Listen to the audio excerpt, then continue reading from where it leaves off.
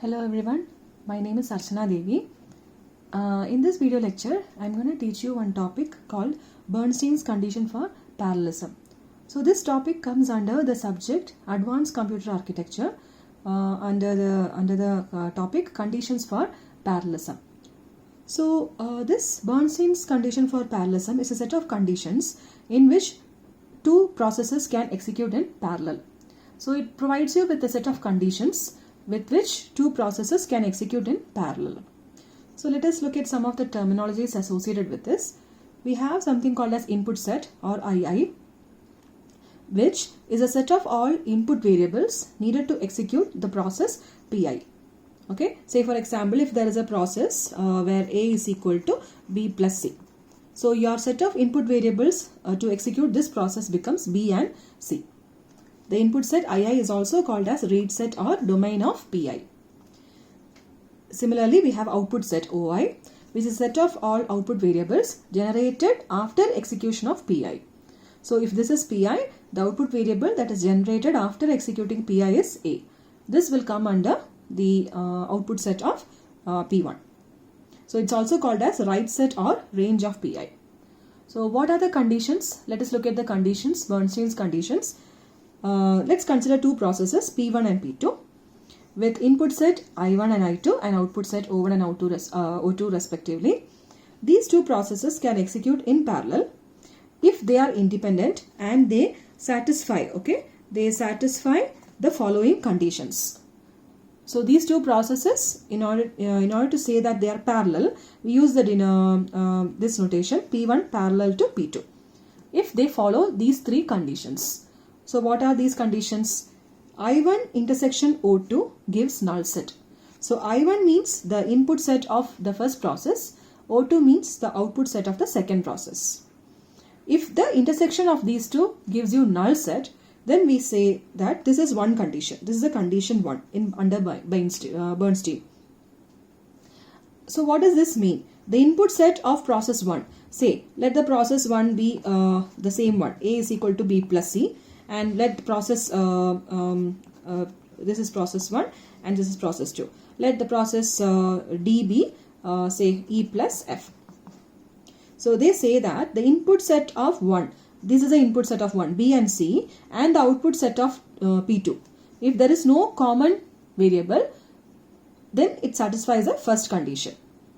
Now the second condition is I2 intersection O1. So I2 means the input variables of the second process and the output variable of the first process. That should also be null. And finally O1 and O2. The output variables of both the processes should also be null. So these three conditions, you would have already heard about these three conditions when you learned about data dependence. Under data dependence, there were various types of dependence called anti-dependence, flow dependence, output dependence, IO dependence, etc. So these three conditions actually fall under those three categories. This input set 1, okay, I1 with O2. I1 with O2 is, do you remember what that type of dependence is? Yes, it's called as anti-dependent. It's anti-dependent. And then I2 and O1. That is I2, input set of the second process and the output set of 1. That is called as flow dependent. And finally, the output of both the processes. For that dependence is output dependence. So all we need to check is, we need to check for these three dependencies. Easily with graph also we can find out these three dependence graph. We can find out these three dependencies. Okay. So we have, in order to generalize it, we can say this is for the two processes that we have seen. What if it's a set of k processes or n processes? So a set of processes P1, P2, P3, etc. Pk can be executed in parallel if they satisfy the conditions on a pairwise basis. That is, P1 is parallel to P2, which is parallel to P3, which is parallel to P4 and so on till Pk. So here each pair, if and only if for each pair it's parallel. Okay, Pi parallel Pj where I not equal to j. That is, P1 should be parallel with P2, P1 should be parallel with P3, P1 should be parallel with P4 until Pk. Similarly, P2 should be parallel with P3, P2 should be parallel with P4, and it goes on. So for each pair of processes, if the conditions are satisfied, then for each pair, okay, the conditions should be satisfied. If a particular pair does not satisfy the condition, then in that case, that parallelism cannot be achieved. If it satisfies the condition, then parallelism can be achieved. Now let us look at an example for this. So let us look at this example. We have 5 processes, P1, P2, P3, P4 and P5 performing the following operations. So from this set of processes, we can easily draw the dependence graph. Okay, so the 3 conditions, let me write it down. We have if I2 intersection O1 should be null set. Similarly, I1 intersection O2 should be null set, and O1 intersection O2 should also be null set. Right? So these are the 3 conditions. So now let's try to draw the dependence graph. So we have the nodes, say P1, we have then P2, the processors, then we have P3, P4 and P5. So these are the nodes in the graph. Now we need to draw the edges. So the edges depend upon the 3 types of dependencies which we have. So let's start with flow dependence. So flow dependence is if the output of the first process goes as the input of any of the following process. That is flow dependence. So here you can see that the output of process 1 goes as the input to P2. So you can draw an edge from P1 to P2. Now this output goes, so let us take each process and draw the graph. Now for P1, this C goes as input to P3 also. So you will have a edge from P1 to P3. Now C doesn't go as input to any other process. Now let us complete flow dependence fully before we move on to the next dependence. Next, let's take the output M. So does M go as input for any of the processes? So here you can see M goes as an input to P4. So there is a flow dependence from P2 to P4. So you can draw an edge from P2 to P4. No other process takes M as input. Now let's take A. A doesn't go as input to any of these 2 processes, and C doesn't go as input to again any of the processes. So these are the 3 flow dependencies which we can have. So flow dependencies are drawn directly with an edge, directed edge. Now let's take anti-dependence. So anti-dependence is a case where the input of the first process goes as a output to any of the following processes. This case. So this is flow dependence, this is anti-dependence. So let's take whether D or E goes as an input to any of the processes. No. So there is no flow dependent anti-dependence from P1. Now let's take G and C. So here you can see C goes as an input to P4. So there is an anti-dependence from P2 to P4. Right? So from P2 to P4. There is an anti-dependence. So I'll draw the arrow like this. So anti-dependence is denoted like this. Because P2, the input of P2 goes as output of P4. Now similarly, the input of P3 goes as output to P4 also. So here you have an anti-dependence from P3 to P4 also. You have an anti-dependence from P3 to P4. Then B and C, it's not, we have already checked. L and M, it's not there. So these are the 2 anti-dependencies which we have. Next is finally output dependence. So output dependence, if any 2 processes produce the same set of output. So both P1 and P4 produce the output C. Right? So from P1 to P4. From P1 to P4 you have output dependence, which is denoted this way. So here you can see that P5 is totally independent. There is no dependence for P5. Okay. So this is how you draw the dependence graph. Now coming to our question, we need to find out whether which all processes can execute in parallel using the Bernstein's condition. So what you will do is, the first step is, you will for each process you will write down the input set and output set. Okay, so for each process we have, write down the input set and the output set. That's the first step which you will do in order to find out, in order to detect parallelism using Bernstein's condition given a question. So the processes we have P1, P2, P3, P4 and P5. So the input set of P1 is D and D. Okay, D and D. So write down the input set of all the processes. So you have G and C for P2, for P3 B and C, for P4 L and M, and for P5 you have G and E.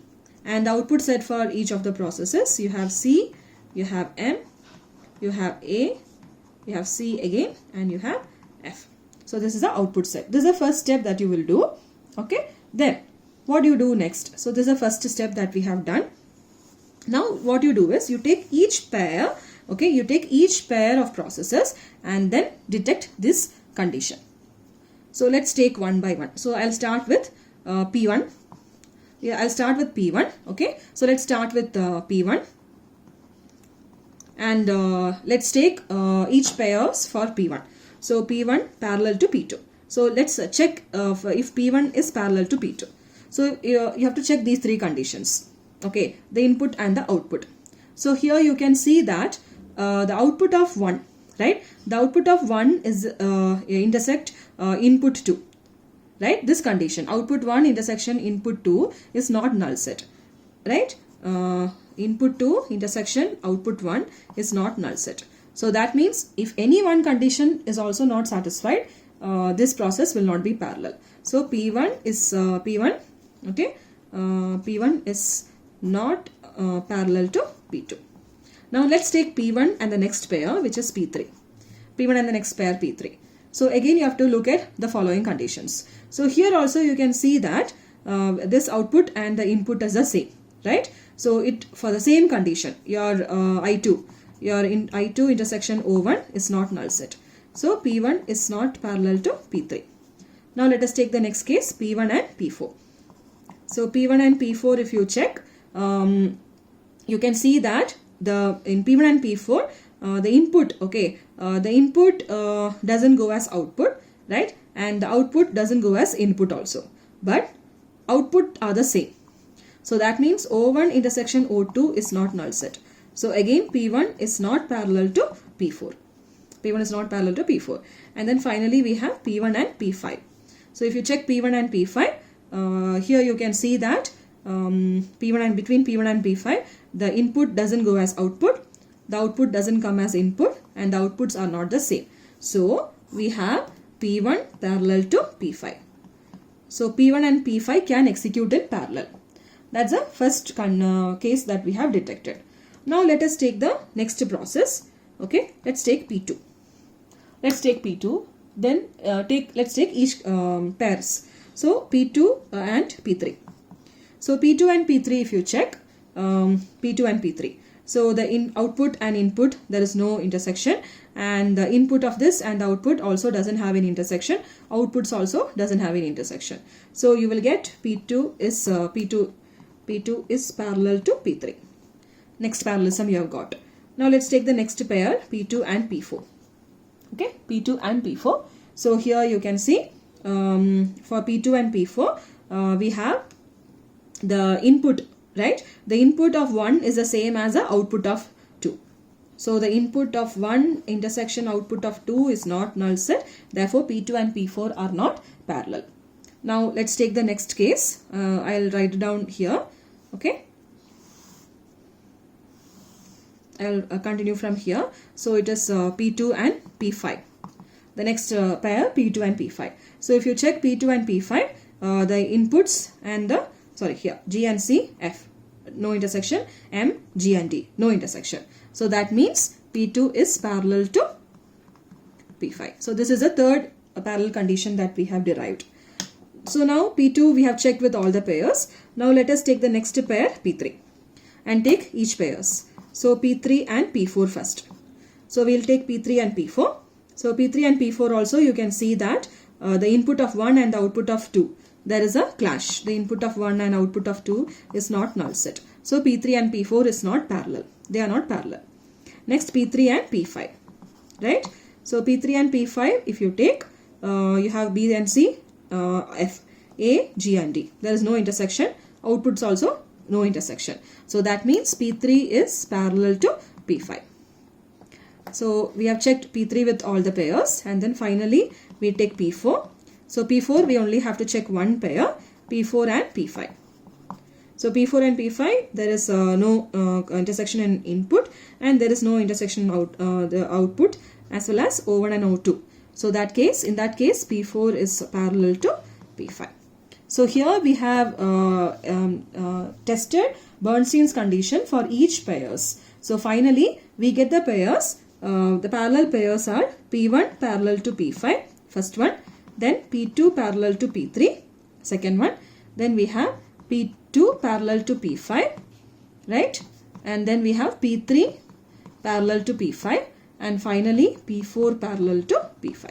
So these are the set of parallel conditions that we have derived after testing Bernstein's condition on this set of processes. Okay. Now, suppose if these processes were executed in sequence, okay, if it was sequential mode, then let's see how many steps it will need. So we'll try to draw one diagram using sequential mode. Okay, so here you can see that the first process P1, has a input D and E, right? P1 has a input D and E. So this is P1, which does a multiplication operation. It produces the output C. Then we have P2, right? The process P2, which takes the inputs as C, one input is C and another input is G. So P2 does the process plus, which produces the output M. Then next we have P3. So P3 comes next, which takes the inputs B and C. So it takes the input B and it takes the input C also, and it does the process plus. Then we have P4 coming. P4 takes the inputs L and M. So we have M found out here. So M will come here and another input L. So this does the process plus. And finally we have P4, P5 process, which takes the inputs G and E, which is totally independent. So if you are going to execute this process in sequence, then it will take 5 steps.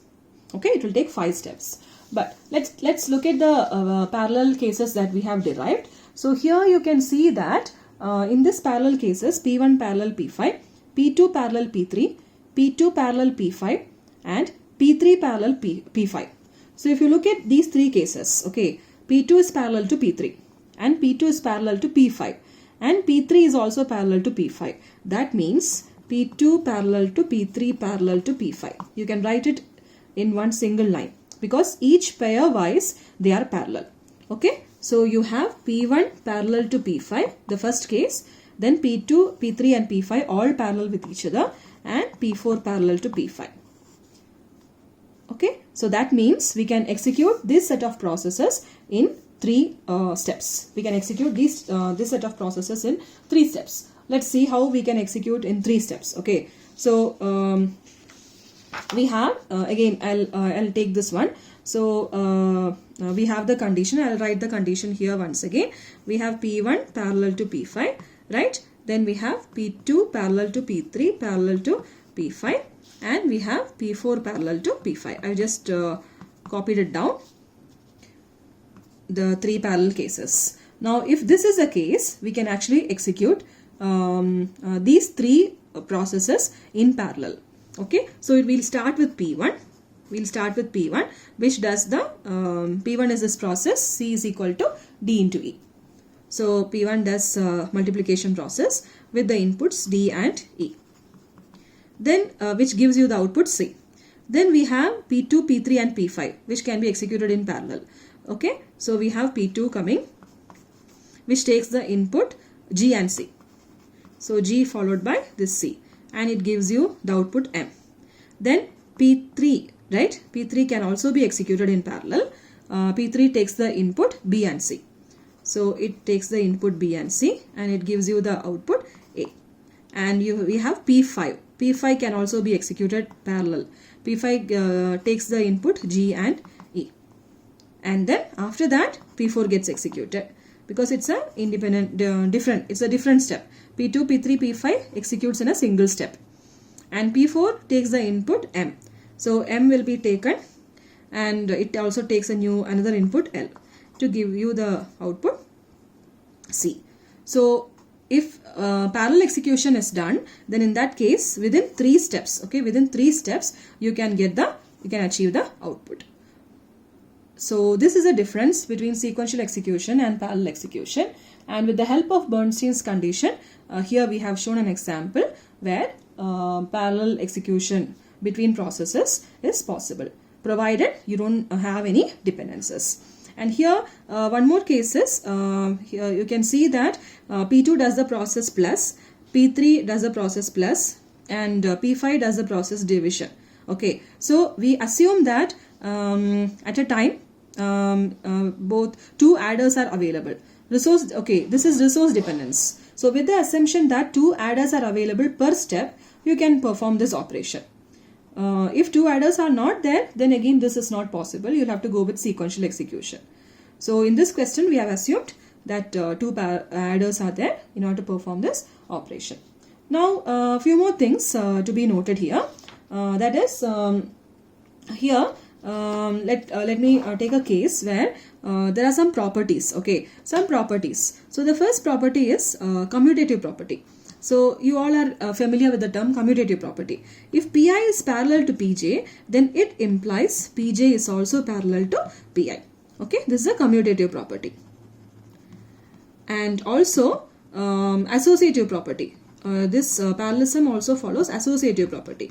That is Pi parallel to Pj parallel to Pk. Okay, so this means Pi parallel to Pj parallel to Pk is the same as equivalent to Pi parallel to Pj, which is equivalent to Pk.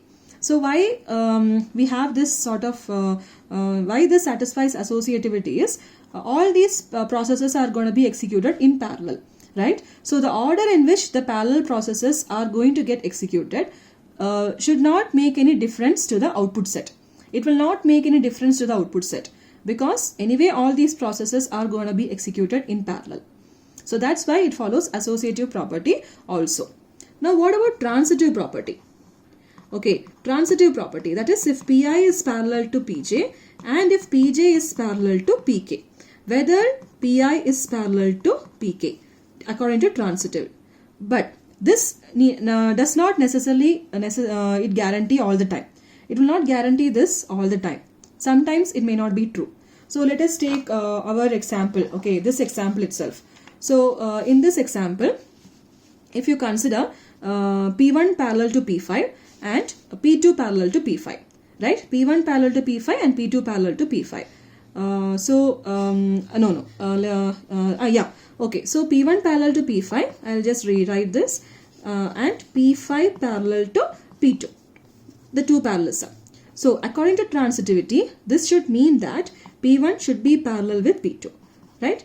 But then we do not derive that case. P1 is not parallel to P2. Hence, we have proved that the transitivity case does not get guaranteed all the time.